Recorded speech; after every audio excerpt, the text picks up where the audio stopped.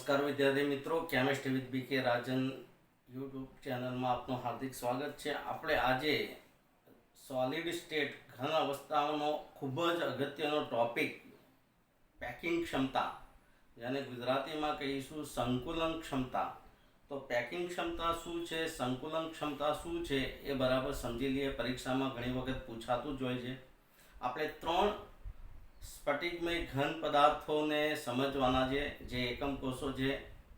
દાખલા તરીકે ફલક કેન્દ્રિત એકમ કોષની પેકિંગ ક્ષમતા, અંતઃકેન્દ્રિત એકમ કોષની પેકિંગ ક્ષમતા અને પ્રિમિટિવ ઘનની એટલે કે સાદા ઘનની પેકિંગ ક્ષમતા. તો આજે આપણે એક અગત્યનો ટોપિક જે સંકુલન ક્ષમતા અથવા તો જે પેકિંગ કેપેસિટી છે એના વિશે ચર્ચા કરીએ. ઓકે વિદ્યાર્થી મિત્રો, તો અત્યારે આપણે જાણીએ છીએ કે સ્ફટિકમય ઘન છે એ સ્ફટિકમય ઘનમાં ઘટક કણો તરીકે અણુ, પરમાણુ કે આયનો હોય. એ ગોળાઓ છે, એ ગોળાઓને ગમે તેટલા ક્લોઝ પેક ગોઠવીએ તો પણ તેમાં પોલાણ રહી જ જાય છે. અને આ પોલાણના કારણે એ સ્ફટિકમય ઘનની પૂરેપૂરી જગ્યાનો આપણે ઉપયોગ કરી શકતા નથી, જેને કારણે પેકિંગ ક્ષમતા એ સ્ફટિકમય ઘનમાં અથવા તો જે એકમ કોષ છે, એકમ કોષમાં જુદા જુદા પ્રકારની હોઈ શકે છે. આપણે પેકિંગ ક્ષમતાની વાત કરીએ છીએ, એમાં પહેલી પેકિંગ ક્ષમતા જોઈએ છે કે ફલક કેન્દ્રિત ઘનમાં પેકિંગ ક્ષમતા કેવી રીતના થાય. તો આપણો પહેલો ટોપિક છે ફલક કેન્દ્રિત એકમ કોષમાં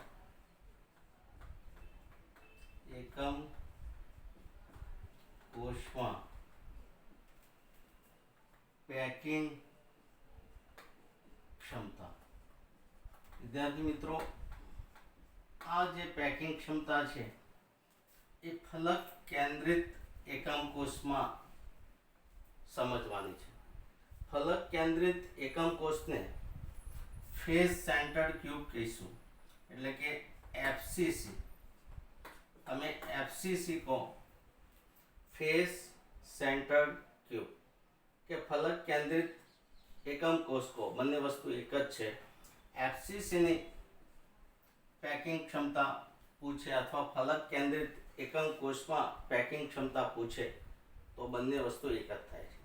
આ જ્યારે રચના થાય છે ત્યારે એને એચસીપી એટલે હેક્ઝાગોનલ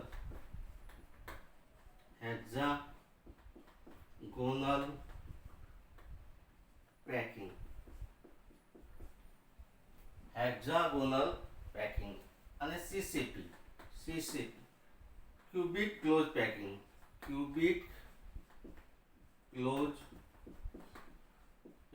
તો વિદ્યાર્થી મિત્રો, આ બધું જે છે એ એચસીપી, સીસીપી એ એફસીસી પ્રકારની રચના છે. અને આની અંદર આપણે મહત્તમ ઘટક કણોને ગોઠવી શકીએ છીએ અને એની પેકિંગ ક્ષમતા સૌથી વધારે હોય છે. કેવી રીતે થાય છે, શું થાય છે એ આપણે સમજીએ. તો પેકિંગ ક્ષમતા સમજીએ છીએ આપણે એફસીસીમાં. વિદ્યાર્થી મિત્રો, જ્યારે ક્ષમતાની વાત આવે ત્યારે એ ટકા ઉપર હોય, એટલે પેકિંગ ક્ષમતાનું સૂત્ર આપણે પહેલા લખી દઈએ અને ટકાના આધારે લખીએ તો પેકિંગ ક્ષમતાનું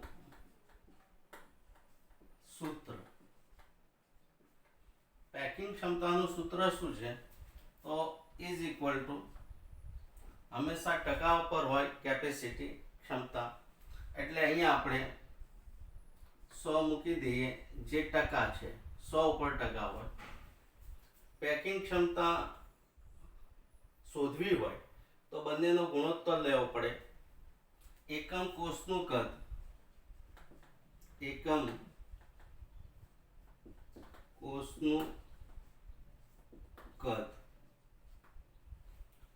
અને ઉપર જે છે એ કુલ ગોળા દ્વારા રોકાતું કદ,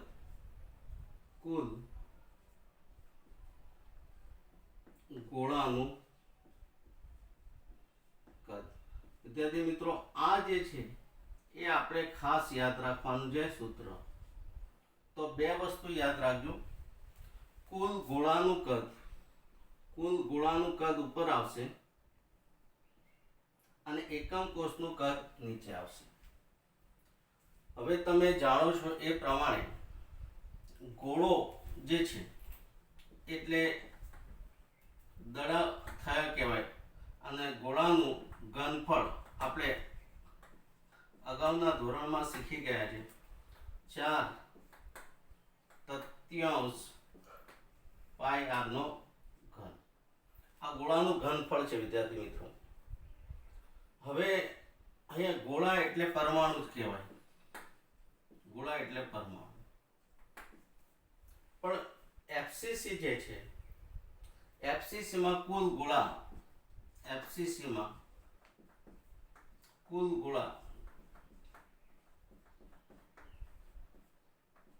4 છે. એટલે કે પરમાણુ 4 છે. 4 ગોળા. 4 ગોળા કેવી રીતના, અથવા તો 4 પરમાણુ જે છે એ પરમાણુ કેવી રીતના એ આપણે શીખી ગયા છે, છતાં યાદ કરાવી દો. તો 8 ખૂણાનું જે 8 ખૂણા છે, 8 ખૂણાનો 1/8 ભાગ એટલે એક પરમાણુ હતો, અને 6 બાજુઓ જે છે, 6 બાજુનો 1/2 ભાગ હતો એટલે 3 પરમાણુ. તો વિદ્યાર્થી મિત્રો આ ટોટલ 4 પરમાણુ થઈ ગયા જે આપણે શીખી ગયા છે. આ ખૂણા પરના છે અને આ છે ફલક ઉપર, ફલકના. તો આ 4 પરમાણુ એટલે 4 ગોળા થયા. 4 ગોળા. હવે એક ગોળાનું ઘનફળ 4/3 પાઈ r ઘન માટે 4 ગોળાનું ઘનફળ થશે 4 ગુણ્યા 4/3 પાઈ r નો ઘન એટલે 16/3 પાઈ r નો ઘન. વિદ્યાર્થી મિત્રો આ વાત થઈ ગઈ ગોળાનું કદ. એટલે આપણે એક વસ્તુ શોધી કાઢી, કુલ ગોળાનું કદ શોધી કાઢ્યું. બરાબર શું થયું? કુલ ગોળાનું કદ. હવે વિદ્યાર્થી મિત્રો આપણે આકૃતિ દોરી અને એફસીસી ની અંદર આપણે એકમ કોષનું કદ શોધવું પડે. જોઈએ આપણે કેવી રીતના થાય છે. તો અહીંયા ખાસ સમજી લેવાનું છે કે આ રીતના ગોળો એકમ કોષ છે જે ફલક કેન્દ્રિત છે.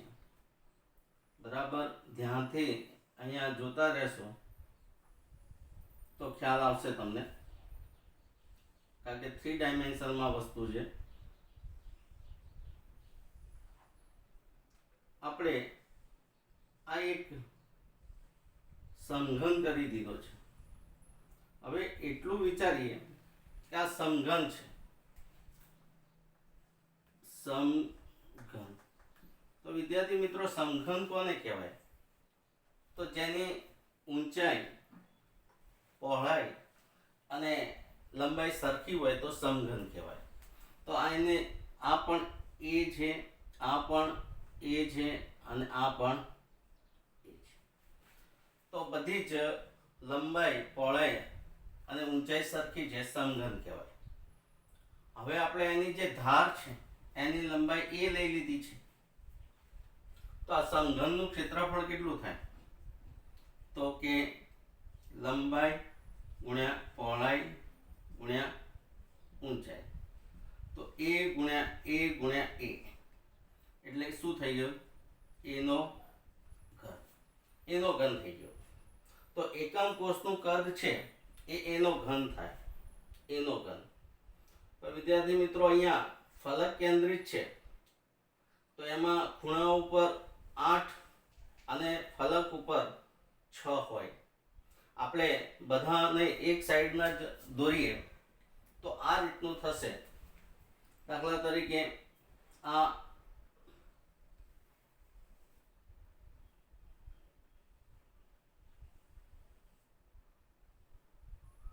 આ ત્રણ ગોળા સરખા જ છે એમ માની લેવાના. ત્રણેય ગોળા સરખા છે. તમારે એવું નહીં વિચારવાનું કે એક ગોળો નાનો છે મોટો છે. આકૃતિ દોરવામાં કદાચ નાના મોટી થઈ જાય, પણ આ ત્રણ ગોળાઓ સરખા છે એમ સમજવાનું. આવી રીતના 8 ખૂણા ઉપર 8.6 ફલક પર 6 હોય, આપણે એક જ સાઈડ દોરી છે. આ રીતના છે. વિદ્યાર્થી મિત્રો, હવે આપણે અહીંયા આને નામ આપી દઈએ તો આ છે એ, આ બી, આ સી અને આ ડી. આ રીતના એ બી સી ડી. ઓકે, હવે અહીંયા હું આ એ ગોળાથી તે સી ગોળા સુધીનું એક દોરી દઉં છું લાઈનિંગ. આ રીતના એ ગોળાથી સી ગોળા. ઓકે, વિદ્યાર્થી મિત્રો, આ રીતના એફસીસીમાં આકૃતિ દોરી શકાય છે. હવે અહીંયા આ જે એ છે એ સી અને ડી, આ પણ એ જ થાય, પણ આ જે છે એ બી થશે. આ વિકર્ણ થયો, આ બી થશે. તો અહીંયા આપણે એનું મૂલ્ય મેળવવું છે. તો એનું મૂલ્ય મેળવવું હોય તો પાયથાગોરસના સિદ્ધાંતનો ઉપયોગ કરીએ. અહીંયા આપણે ત્રિકોણ તમે એ ડી સી લઈ શકો અથવા એ બી સી લઈ શકો, કોઈ પણ લઈ શકાય. કાટકોણ ત્રિકોણ છે. ધારો કે મેં આ ત્રિકોણ આપણે એડીસી લો, એડીસી, તો આ કાટકોણ ત્રિકોણ થયો. તો ત્રિકોણ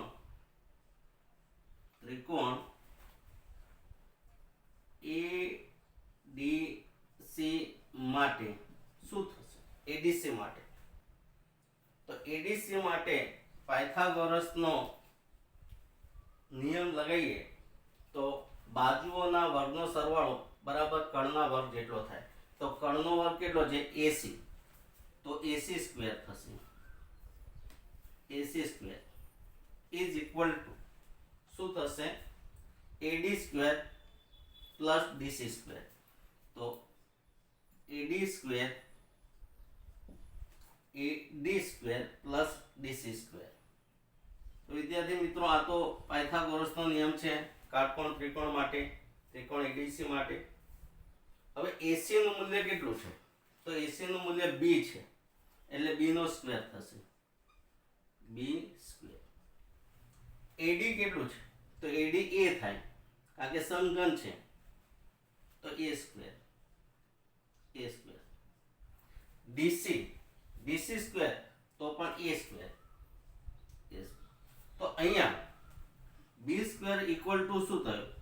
તો એ સ્ક્વેર પ્લસ એ સ્ક્વેર, એટલે 2a સ્ક્વેર થયું. 2a square. હવે આપણે બી સ્ક્વેર દૂર કરી તો બી ઇક્વલ ટુ શું થાય? તો બી ઇક્વલ ટુ √2 ઇન્ટુ એ થશે. √2 ઇન્ટુ એ માટે એનું મૂલ્ય કેટલું થાય? તો એનું મૂલ્ય એ ઇક્વલ ટુ થશે બી √2. વિદ્યાર્થી મિત્રો, અહીંયા બી શું છે? તો બી એ ચાર ગોળાની, આપણે ત્રણ ગોળા જે છે એ ત્રણ ગોળા જે છે એનું આરનું મૂલ્ય ગણીએ તો આ એક, આ અડધો ગોળો છે એટલે એક, આ અડધો ગોળો છે એટલે એક, આ આખો ગોળો છે, આખો ગોળો એટલે આ આર થાય, આ પણ આર થાય. એટલે બી જે છે ને, b is equal to r plus r plus r plus r. એટલે બી ઇક્વલ ટુ 4r થયું. B equal to 4r. આ 4r છે. 4r કેવી રીતના થાય છે? તો એક ફલકનો આખો ગોળો છે એટલે 2r થયું, અને ખૂણા ઉપરના અડધા અડધા ત્રિજ્યા લીધી છે એટલે r r r. એટલે અહીંયા આ r છે અને આમાં 2r છે અને આ છેલ્લામાં પાછો આર છે, તો 4r થાય. હવે બી બરાબર 4r, તો માટે એ બરાબર શું થશે? એ ઇક્વલ ટુ, તો બી નું મૂલ્ય મૂકી દઈએ 4r અપોન √2. ઓકે, તો વિદ્યાર્થી મિત્રો આપણી જોડે બે વસ્તુ આવી ગઈ. એક તો કુલ ગોળાનું કદ આવી ગયું. આ કુલ ગોળાનું કદ, જેને એક નંબર આપ્યો આપણે, અને બીજું એકમ કોષ જે છે એ એકમ કોષમાં એ ઘનનું મૂલ્ય, એટલે કે આ એ ઘનનું મૂલ્ય લઈએ તો શું થશે? એનો ઘન કરી દઈએ તો 4r નો ઘન, 4r નો ઘન અને √2 નો ઘન. આ તો 4r અપોન √2 નો આખાનો ઘન કરો તોય ચાલે. આ જે છે એ ઘન થઈ ગયું, એ ઘન. હવે આ મૂલ્યો મૂકી દઈએ આમાં, તો આપણે પેકિંગ ક્ષમતાનું સૂત્ર છે, પેકિંગ ક્ષમતા અહીંયા બરાબર જોજો. આપણે પેકિંગ ક્ષમતા જોઈ લઈએ તો પેકિંગ ક્ષમતા ઇઝ ઇક્વલ ટુ કુલ ગોળાનું કદ. તો કુલ ગોળાનું કદ કેટલું છે? કુલ ગોળાનું કદ ભાગ્યા એકમ કોષનું કદ, એકમ કોષનું કદ ગુણ્યા 100. આ સૂત્ર છે. હવે આપણે બંનેની કિંમત મૂકી દઈએ. કુલ ગોળાનું કદ છે 16/3 પાઈ r ઘન, 16/3 પાઈ r ઘન ભાગ્યા એકમ કોષનો કદ એટલે a નો ઘન, a ગુણ્યા એટલે a નો ઘન, એટલે કેટલું છે? 4r અપોન √2, 4r અપોન √2 નો ઘન ગુણ્યા 100. તો હવે આપણે સાદી ગણતરી કરી દઈએ. તો સાદી ગણતરી આની કેલ્ક્યુલેશન કરશો અને બધું કેલ્ક્યુલેટરની મદદથી ઉડાડશો તો તમને કિંમત મળી જશે. તો આ 16/3, આ પાઈ છે 22/7, 22/7 r નો ઘન ગુણ્યા 100. હવે નીચેનું છે એ આ 4 નો ઘન એટલે 64, 4 ચોક 16 ચોક 64 r નો ઘન. હવે √2 નો ઘન જે છે ઉપર જતો રહેશે, એટલે અહીંયા √2 નો ઘન, √2 નો ઘન. આમ ગણતરી કરીએ તો શું થશે કે ભાઈ 16 ગુણ્યા 22 ગુણ્યા r નો ઘન ગુણ્યા 100 ગુણ્યા આ √2 નો ઘન ઉપર ગયો. આ જે છે √2 નો ઘન ઉપર ગયો એટલે √2 નો ઘન એટલે √2 એટલે 2√2 કહેવાય, 2√2. હવે નીચે જે છે એ આ 3 તો ખરી જ, આ 7 પણ ખરી અને આ 64, પછી r ઘન, r નો ઘન. હવે તમે આ બધું ઉડાડી દેશો, આ ગયા. હવે આની ગણતરી કરશો તો એ ગણતરી પ્રમાણે તમને 74% મળશે, 74. આ ગણતરી કરી દેશો એટલે 74% મળશે. એટલે એફસીસી ને પેકિંગ ક્ષમતા છે, એ પેકિંગ ક્ષમતા તમને 74 મળે છે, 74%. તો વિદ્યાર્થી મિત્રો આ રીતે આપણે પેકિંગ ક્ષમતા ગણી શકીએ છીએ. હવે આમાં અવકાશ કેટલો બાકી રહેશે? તો 100% માંથી 74% બાદ કરો તો આ 100% માંથી 74% બાદ કર્યા તો 26% અવકાશ રહે છે, અવકાશ રહે છે. તો આ રીતે આપણે આખી વસ્તુ સમજી ગયા કે ભાઈ ફલક કેન્દ્રિત એકમ કોષમાં પેકિંગ ક્ષમતા શોધવી છે. તો પેકિંગ ક્ષમતાનું સૂત્ર છે કુલ ગોળાનું કદ ભાગ્યા એકમ કોષનું કદ ગુણ્યા 100. આ સૂત્ર છે. હવે ગોળાનું ઘનફળ 4/3 પાઈ r નો ઘન થાય. એ પરમાણુ છે, પણ એવા 4 પરમાણુ છે, 4 ગોળા છે. તો એક ગોળાનું આટલું, તો 4 ગોળાનું કેટલું? તો 4 × 4/3 પાઈ r નો ઘન એટલે 16/3 પાઈ r નો ઘન થાય. અહીંયા 4 પરમાણુ કેવી રીતના આવ્યા? તો 4 પરમાણુ FCC માં કેવી રીતના આવે છે? 8 ખૂણા પરનો 1 અષ્ટમાંશ એટલે 1 પરમાણુ, 6 ફલકનો અડધો ભાગ એટલે 3, એટલે 1 + 3 = 4 પરમાણુ. આ આપણે અંશમાં મૂકી દઈશું. આ મૂકી દીધું. અહીંયા આપણે આકૃતિ દોરી છે સમઘન અને ફલક કેન્દ્રિત એકમ બતાવ્યો છે, એકમ કોષ. તો આમાં લંબાઈ ગુણ્યા પહોળાઈ ગુણ્યા ઊંચાઈ બધું સરખું જ છે. a ગુણ્યા a ગુણ્યા એટલે a ઘન. તો અહીંયા a ઘન. હવે અહીંયા ત્રિકોણ EDC માટે જોઈએ તો શું થશે? AC નો સ્ક્વેર, કારણ કે કાટકોણ ત્રિકોણ માટે પાયથાગોરસનો સિદ્ધાંત લાગુ પડે. તો AC નો સ્ક્વેર = AD નો સ્ક્વેર અને DC નો સ્ક્વેર. તો AC છે b, તો b² = a² + a² એટલે b² = 2a², એટલે b = √2 * a માટે a = b/√2. તો b શું છે? તો b તો AC છે. તો b એ AC છે. પણ AC શું છે? તો મૂળ જે બે ગોળા છે એની ત્રિજ્યા અને એક આખો ગોળો એટલે વ્યાસ, એટલે ટોટલ 4r થાય. આની ત્રિજ્યા ખૂણા ઉપર હોય એની ત્રિજ્યા અને મધ્યમાં ફલકમાં છે એની વ્યાસ છે એટલે 2r થશે. તો r + r + r + r 4r. તો a = શું થયું? b/√2, પણ b = તો 4r. તો એનો ઘન શું થાય? તો એનો ઘન 4r/√2 નો ઘન થાય.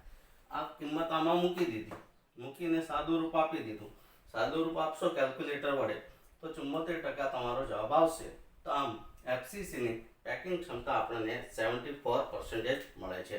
અને એના અવકાશની વાત કરીએ તો 26% જેટલો અવકાશ બાકી રહે છે.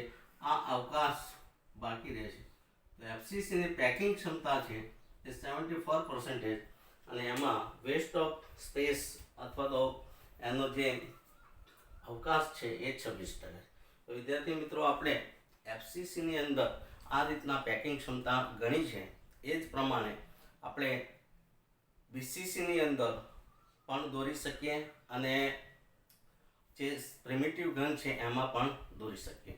તો આના પછી આપણે એક જે સાદો ઘન છે, સાદા ઘનમાં પેકિંગ ક્ષમતા કેવી રીતે થાય એ સમજીએ, અને પછી આપણે બીજા જે BCC છે એ BCC નું પણ આપણે સમજીએ. ઓકે, નમસ્કાર વિદ્યાર્થી મિત્રો. આપણે હવે સાદા ઘનમાં પેકિંગ ક્ષમતા સમજી લઈએ. સાદા ઘનમાં કેવી રીતે થાય છે પેકિંગ ક્ષમતા? તો સાદા ઘનમાં પેકિંગ ક્ષમતા, આને સિમ્પલ ક્યુબ કહીશું અથવા તો પ્રિમિટિવ અથવા તો आदिम. तो आदिम घन को, सादो घन को, प्रिमिटिव घन को, एनी क्षमता આપણે ગણવાની છે. તો આપણે પેકિંગ ક્ષમતાનું સૂત્ર જાણીએ જ છીએ કે ભાઈ પેકિંગ ક્ષમતા જે છે એ 100 ઉપર છે. પેકિંગ ક્ષમતા 100 ઉપર, તો ×100 કરી દીધા, અને આપણે બે ગુણોત્તર લઈ લઈએ. કોનો ગુણોત્તર? તો સમઘનના એકમ કોષનું કદ એટલે એકમ કોષનું કદ છેદમાં એકમ કોષનું કદ, જે આપણે હમણાં લખ્યું હતું જ ઉપર, કુલ ગોળાનું કદ, કુલ ગોળાનું કદ. ગોળો કહો કે પરમાણુ કહો, બંને એક જ છે. તો કુલ ગોળાનું કદ શોધી કાઢો, એકમ કોષનું કદ શોધી કાઢો, બંનેનો ભાગાકાર કરો, 100 વડે ગુણી દો એટલે પેકિંગ ક્ષમતા મળી જાય. હવે આપણે જાણીએ છીએ ગોળો જે છે, ગોળો એટલે પરમાણુ, અને અહીંયા ગોળાનું ઘનફળ થાય છે 4/3 પાઈ આરનો ઘન. આ સૂત્ર છે. પણ સાદો ઘન છે ને, તો સાદા ઘનમાં કુલ પરમાણુ એક જ હોય, કુલ પરમાણુ એક જ છે, એક છે, કુલ પરમાણુ એક છે. એટલે અહીંયા 4/3 પાઈ આરનો ઘન જ થશે, કારણ કે એક જ ગોળો છે, આ એક જ ગોળો છે, એક જ પરમાણુ છે. હવે આપણે અહીંયા જે સંઘન દોરીએ છીએ એ સંઘનની વાત કરીએ તો શું થશે અહીંયા, તો જોઈએ. આ રીતની એક આકૃતિ છે એ આપણે જોઈ લઈએ. આ સંઘન છે એ આદિમ અથવા તો પ્રિમિટિવ ઘન છે. આ રીતના વિદ્યાર્થી મિત્રો આપણે હમણાં દોર્યા હતા એ પ્રમાણે જ આ સાદો એકમ કોષ છે અથવા તો પ્રિમિટિવ કે આદિમ છે. ઓકે, હવે અહીંયા ખૂણા ઉપર જ પરમાણુ હોય, 8 ખૂણા પર 8 પરમાણુ હોય, પણ એનો 1/8 ભાગ હોય એટલે એક જ પરમાણુ થાય. હવે હું આ બે ખૂણા ઉપર જ બતાવી દઉં. ધારો કે અહીંયા હું આપી દઉં કે A B C D E F G H. આપણે કઈ આ બધાની કઈ જરૂર નથી, આ જ ખાલી આ બે ખૂણા ઉપરના દોરી દો તો આપણે આ રીતના, આ એક ગોળો છે અને આ બીજો ગોળો છે. આ અહીંયા પણ હોય જ, આ તો મોટા ગોળા દોર્યા છે, આપણે ખાલી આ એક જ લીધો છે. એવી રીતના અહીંયા હોય, ઉપર હોય, 8 ખૂણે પર 8 હોય. હવે આ જે છે ને એ એક પ્રકારનું એની ધાર છે, આ ધાર છે એ, આ પણ એ, તો આ ડી અને સી પણ ધાર જ થઈ. આ જે ડી અને સી જે છે, આ જે ડી થી સી છે ને એ ડી થી સી ધાર જ કહેવાય. આ પણ એ જ છે, એ જે છે ને એ જ છે એ. આ જે છે ડી થી આ સી છે ધાર છે આખી એ છે. પણ એ હકીકતમાં અહીંયાથી આ બે ગોળાઓ ટચ થાય છે એટલે એક આર છે, અને આ સી થી પાછો આ ટચ થાય છે એટલે આર છે, બે ગોળા છે. એટલે અહીંયા એ બરાબર શું થશે, એ બરાબર 2r થાય. ખાસ યાદ રાખજો, સાદા ઘનની અંદર ધારનું મૂલ્ય કેટલું થાય છે, તો ધારનું મૂલ્ય ડીસી જેટલું થાય, અને એ ડીસી જે છે ને એ બે ગોળાની ત્રિજ્યા છે, એ = 2r. તો અહીંયા એનો ઘન કેટલો થાય, તો આપણે જાણીએ છીએ કે એનો ઘન = 2r નો ઘન થાય. 2r નો ઘન કરીએ એટલે 2 નો ઘન કેટલો થાય, 8 r નો ઘન. હવે આપણે પેકિંગ ક્ષમતાનું સૂત્ર મૂકીએ તો પેકિંગ ક્ષમતા = શું છે, તો કુલ ગોળાનું કદ, કુલ ગોળાનું કદ ભાગ્યા એકમ કોષનું કદ, એકમ કોષનું કદ ગુણ્યા 100. હવે આપણી જોડે બે વસ્તુ છે, કુલ ગોળાનું કદ આપણે શોધી કાઢ્યું છે, આ કુલ પરમાણુનું 4/3 પાઈ r નો ઘન ભાગ્યા એકમ કોષનું એટલે કે એ ઘન છે, અને એ ઘનનું કેટલું છે 8r³ × 100. હવે આપણે આને કિંમત મૂકી દઈએ તો r નો ઘન ગયો તો આ 4/3 ગુણ્યા પાઈ એટલે 22/7 ગુણ્યા 100 અને 8, આ જે 8 છે. તો આની કેલ્ક્યુલેશન કરીએ છીએ ને તો 52 પોઈન્ટ સમથિંગ આવે, એટલે 52% થાય છે, 52% થાય. તો પેકિંગ ક્ષમતા સાદા ઘનની છે એ 52% છે અને અવકાશ છે એ અવકાશ કેટલો હશે તો 100%માંથી બાદ કરી દો 52 એટલે 48% શું રહેશે અવકાશ. તો વિદ્યાર્થી મિત્રો આ શેની ગણતરી હતી? સાદા ઘનમાં પેકિંગ ક્ષમતા 52% છે, અવકાશ 48% છે. પેકિંગ ક્ષમતાનું સૂત્ર આપણે જાણીએ છીએ કુલ ગોળાનું કદ ભાગ્યા એકમ કોષનું કદ ગુણ્યા 100. અહીંયા ગોળાનું ઘનફળ જે છે એ 4/3 પાયાનો ઘન, કારણ કે એક પરમાણુ છે, પરમાણુ એ ગોળો જ છે એટલે 1 ગુણ્યા 4/3 પાયાનો ઘન એટલે 4/3 પાયાનો ઘન જ રહે.